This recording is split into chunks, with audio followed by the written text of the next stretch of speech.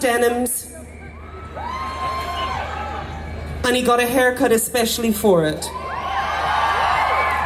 And I want to thank him for that. Ladies and gentlemen, please welcome on Taoiseach, Leo Varadkar.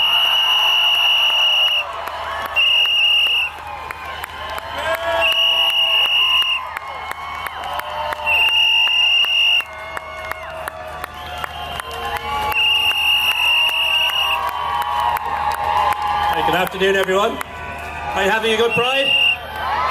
Excellent. I just wanted to thank Bunny for the really kind introduction, and Phil as well. I'm joined here, as you know, by the Taoiseach Francis Fitzgerald, who's the minister who brought the legislation through that allowed us to have a referendum 2 years ago. And thank you very much for being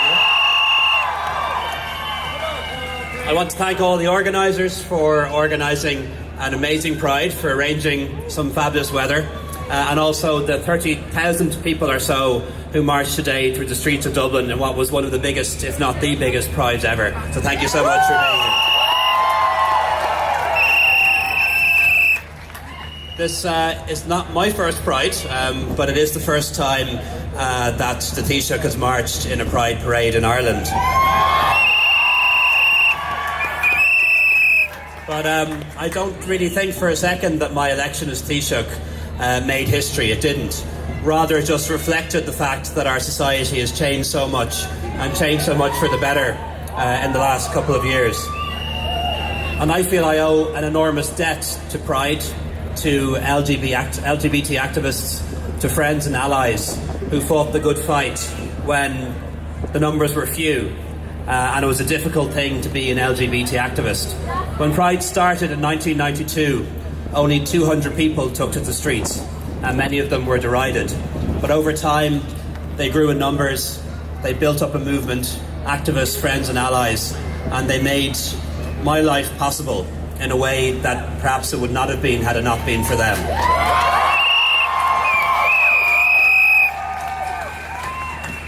So I don't think that I have in any way changed things for you.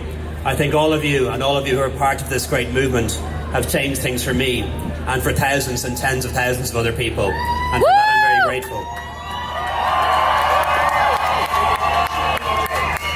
So as Taoiseach, I pledged three things. I pledged to make the fight for LGBT rights and human rights and equality to be central to my office as long as I hold it. And there's three things I want to